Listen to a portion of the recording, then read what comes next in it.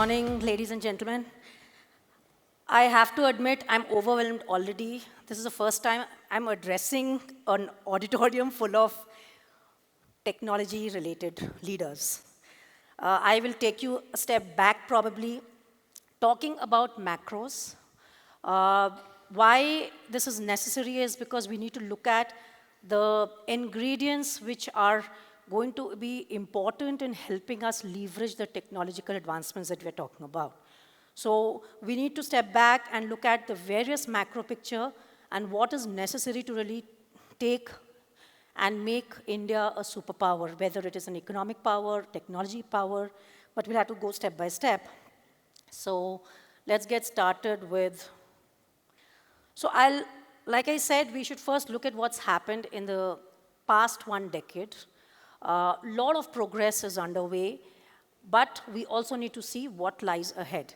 So to begin with, India has gone through a whole lot of reforms, and it is because of that that we today are growing quite rapidly, and things are looking fairly stable at the macro front.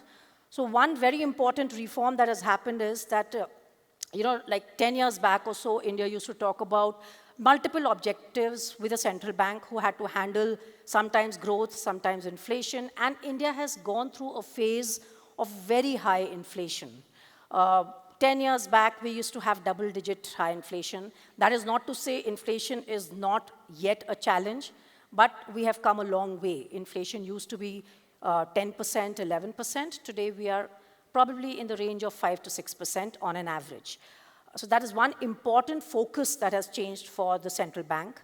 The second important part is, of course, the goods and services tax. It has led to a fair amount of uniformity across markets. There are still hiccups, but it has also taken India one step forward towards formalization of the economy, better compliance. So all of this is now work in progress. We still have to fully reap the benefits, but it's still going on. Real Estate Act, which again, the regulation act that happened, that has led to a lot of, again, formalization of the unorganized real estate sector. This has led to a fair amount of confidence amongst buyers. So things are changing, evolving in those very segments which used to be the sore points for India's growth story. Bankruptcy law, we know that the corporate sector, the banks, so the twin balance sheets have been cleaned up entirely now, where most of the corporates stand, they are ready to just move on to support a high growth story. So I think that's very important. Fiscal prudence. So when we talk about the system as a whole, we talk about individuals, we talk about the corporates, we talk about the government entities, and they too are following a path of fiscal prudence, which entirely boils down to the fact that the quality of expenditure is very important and not splurging too much here and there. And that also is something which over the last 10 years, we have seen a clear shift in the fiscal policies. Demonetization, there is positive and a negative feedback you get, but one thing for sure is that the cash dependency has come down. India's cash to GDP ratio used to be close to 12% or so just before demonetization. We are static at 12%. It hasn't gone higher. If demonetization had not happened, we know that the entire digitalization phase would not have picked up. And from there, we would have been probably at a 15 to 16% cash to GDP ratio in India, which is clearly regressive. So this is another indirect benefit of demonetization. And then, of course, digitalization phase. I mean, we are all here to honor the development, honor the transformation that is due over the next decade or so. So yes, it has directly or indirectly reduced leakages in the system. It has led to more formalization of the economy. So clearly, these are some of the path-breaking reforms that have happened. Okay, this is for some reason not moving quickly. Yeah, it's a little slow, it's okay. I'm pressing that only, yeah. This is a little slow, yeah. Okay, so just highlighting how the economy is looking like at the moment. We go back in history and we look at all the 5 years brackets, how the average GDP growth has moved from a Hindu growth rate we would recall once upon a time.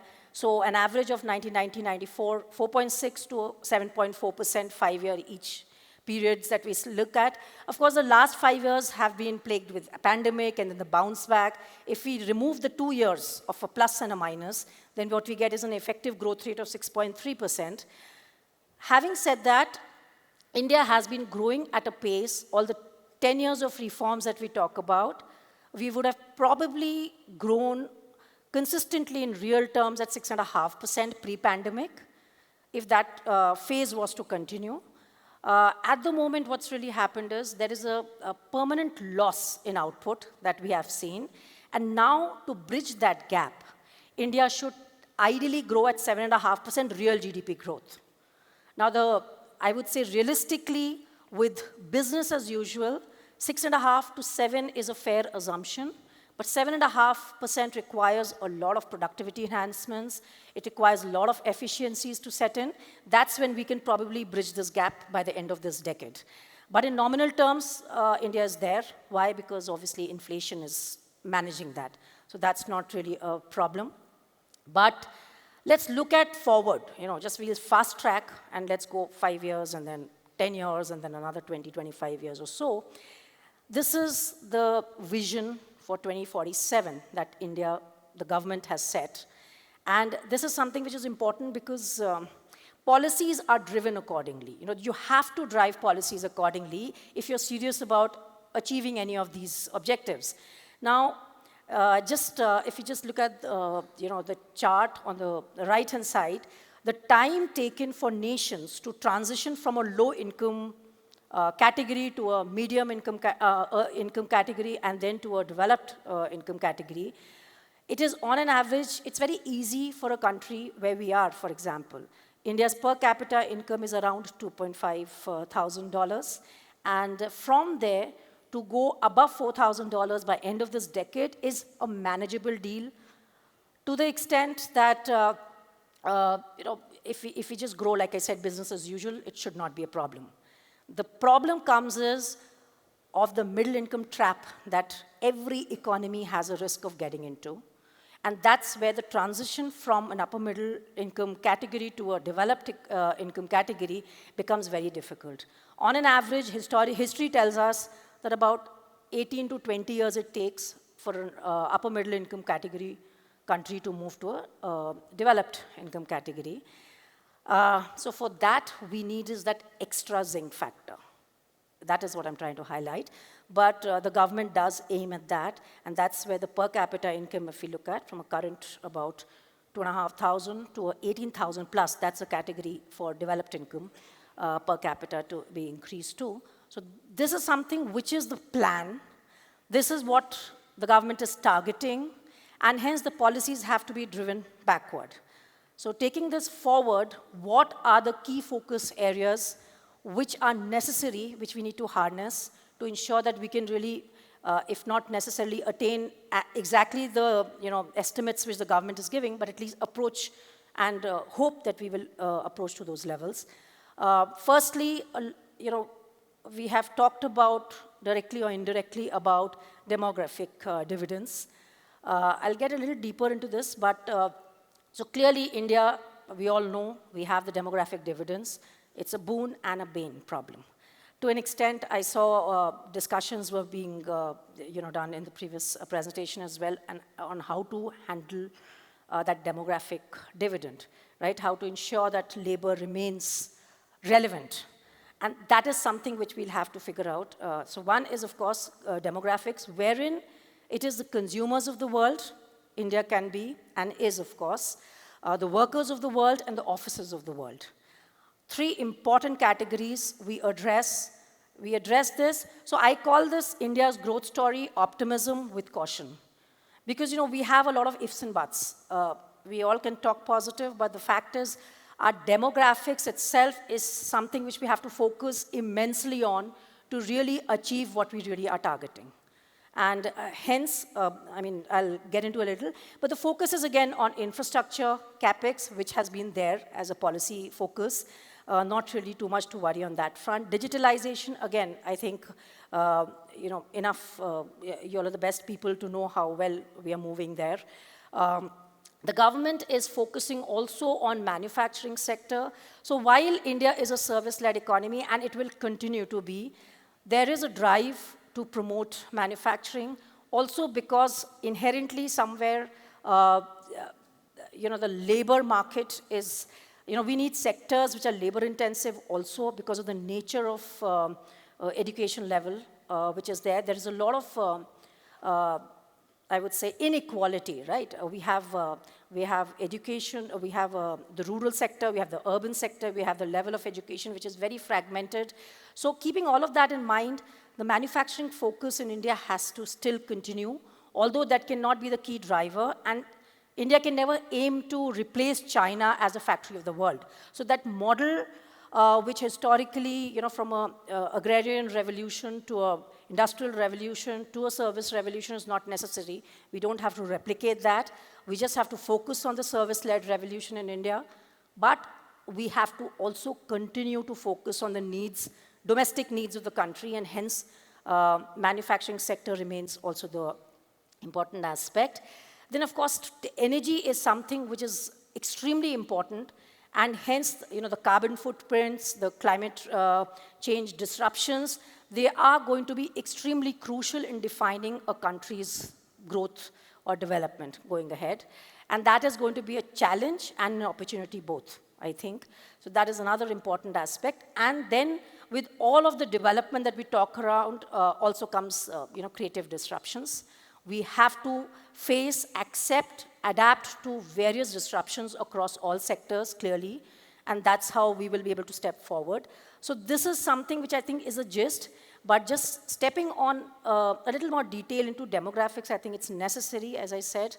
Consumers of the world, what we are seeing is different surveys of expenditure patterns and all are showing that people are shifting, the consumer behavior is shifting from very basic food items, basic expenditure,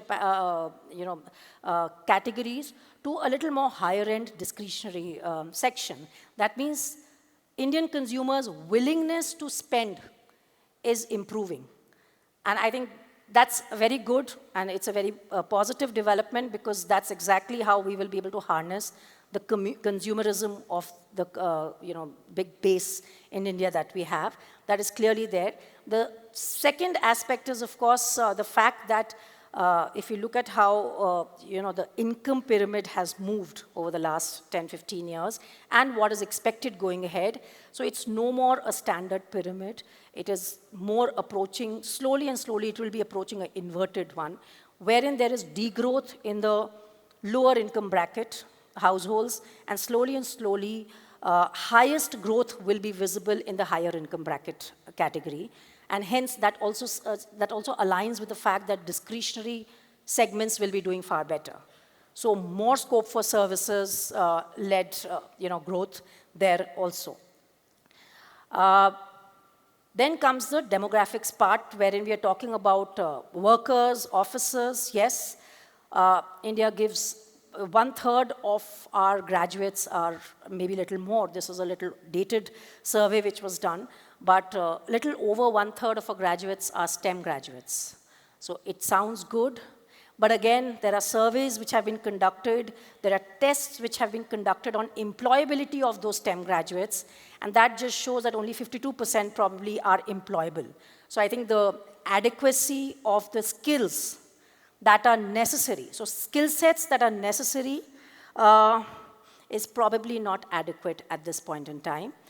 What is the need of the hour is, I think, a clear collaborations between the institutions, the technical institutions with the academia to ensure, rather the corporates and the academia to collaborate properly to ensure that we can harness this part. Otherwise, the students may not be eventually getting out to be employed adequately, and that really could become a distress for India. So I think this is going to be very important. What is a positive is clearly that India is becoming, and we know that this platform is the best place, GCCs, of course. So we are seeing a huge increase in flows coming. So if you just look at the numbers here, about a decade back or so, out of the world professional management consultancies exports, India was about 8%. It is estimated to be around 14% or so currently. So there has been a huge growth in the last 5-6 years of the inflows that we are getting. So the export growth is high. The headcount under GCCs is increasing quite rapidly. And going ahead as well, if I'm not mistaken, it's Zinov's estimates itself that in the next 5 years or so, from a 46 billion market size, this market is going to almost double up. So this is clearly where the opportunities lie. But like I said, with opportunities also come challenges, and we need to address the labor market challenges very closely. Otherwise, we may end up in a problem. So just stressing again a bit, I think the bottom chart is very important. If you look at the 15 to 29-year bracket of workforce in India, then the formal and the informal training share. So yes, if I look at FY18 to FY23, the shift which is there from a near 2.5% formal training to 4.5% or so, that is there. Having said that, it's significantly lower than the world average. So we need to really step this up. We need to really work towards ensuring that formal training is provided to our young generation in the right way. So the direction, like I said, there has to be a good collaboration between the policymakers, the institutions, the organizations, the corporates to ensure that we are really, that formal training bit is going to be picking up, and hence we can really see the benefits on everything. The other important challenge for India's labor force is, you see the female participation rate. It's terrible. And it's improving, no doubt. It's definitely improving over the last 4 or 5 years, but it's still very weak. And here again lies the opportunity too. I think we need to ensure that women start coming back, they start participating much more in the workforce, and they will be there. There is scope, there is opportunity, but this is also a challenge. And the third element of problem in India is, so we are living in, it's like a two world we're living in. One is extremely modern and tech-led, and I mean, standing here, I don't know if, but there is this rural India that we forget. And there we are not really, I mean, most of the population is engaged in agriculture still. There's disguised unemployment. And if that is how the situation is, then India becoming a superpower will become a challenge beyond a point. So we need to ensure that this gap is bridged. And it can only come with better collaboration between all institutions, government and private sector. That's when we can see this gap being bridged. And I think that's where, for me, I would look at demographics as a dividend, but that dividend can be harnessed only if we are very, very focused on ensuring that it is done in the right way. Then comes, like I said earlier as well, there is a push on manufacturing. So there are schemes which the government is providing. But again, if I talk about workforce, we do talk about the workforce. So share of world's working age population, if we look at, for India, we are still not fully capitalizing the growing labor force. So if you look at world exports, and we look at the workforce which is engaged, so there's a big gap. You won't see it for most of the other countries there. So that's another place where we should be able to. There is a lot of development which is happening. There's a China Plus policy. There is India's FDI policies have become much more liberalized. So there is a pull and a push factor which will help manufacturing. But like I said, it cannot be the key driver of growth. It will incrementally start adding value, but maybe not to the extent that services can and will contribute going ahead. Then the other element which is very important to keep in mind is to aid a high growth story is balance sheets of across the board institutions, which is the banks, which is the government, which is the corporate sector, which is the retail sector. And till we don't have a robust system there, it will be difficult to support a high growth story. And luckily, positively, we do have a situation wherein at least balance sheets are fairly robust. The reforms which were conducted in the past, now the corporates are heavily leveraged, and now they are in a position really to take on the new growth story and support the new growth story. the household debt, if you look at, if you were to just compare it to several other countries, so India's debt to GDP for households is much lower. It's gone up significantly in the last couple of years, but nonetheless, it's still much lower. So we can actually leverage our way out for a long-term growth story. There is a lot of scope. Banks are very well managed right now. Their stressed ratios are very well controlled. The government is following, like I said, a fiscal prudence path, so that there's not a problem there. And of course, then comes all of this, probably all the reforms that I did mention about, is eventually resulting in shrinking of the unorganized sector, informal sector, and getting into a more formal economy, which is a good thing because that is something which will help us gauge the extent of benefits that an economy can get. So yes, the digital, there's a scale in which the digital payment index RBI comes out with over the last 5-6 years. If you look at the GST collections, they have been growing at a much faster pace than even the nominal GDP growth. That gives you a sense that the compliance is improving, and hence, that's the reason why even during the pandemic, barring 1 or 2 months, the tax collections of GST were continuing fairly robust, which was not the case for any of the income tax, corporate tax. All of that took a hit, but not the GST tax, not the goods and services tax. So yes, I think formalization of the economy is happening. India's macros are being well appreciated, and as a result, investment is key, right, for any growth story. And now we are getting a lot of foreign investors, including India, into their global indices. So flows are also pouring in. So FPI money is beginning now. We'll have more and more scope going ahead with more indices, including India, in their global index. So growth, inflation rates, FX, reserves, all of this gets further boosted with the help of extra investments coming. So I think that's another important aspect. The other is, of course, policy continuity. There has been an election outcome which was not probably exactly what mostly people were expecting. And there were questions being raised whether there will be problems with reforms agenda, will things will change. And my take is that, most of the important reforms will continue. When we talk about reforms, we talk about the digital push, we talk about the manufacturing push, we talk about some amount of labor reforms wherever possible. Yes, some of the controversial ones may take a backseat for a while, which is okay, I guess. But otherwise, most of the reforms which have a high economic impact, I don't see them taking a hit majorly going ahead. So all of that really remains intact.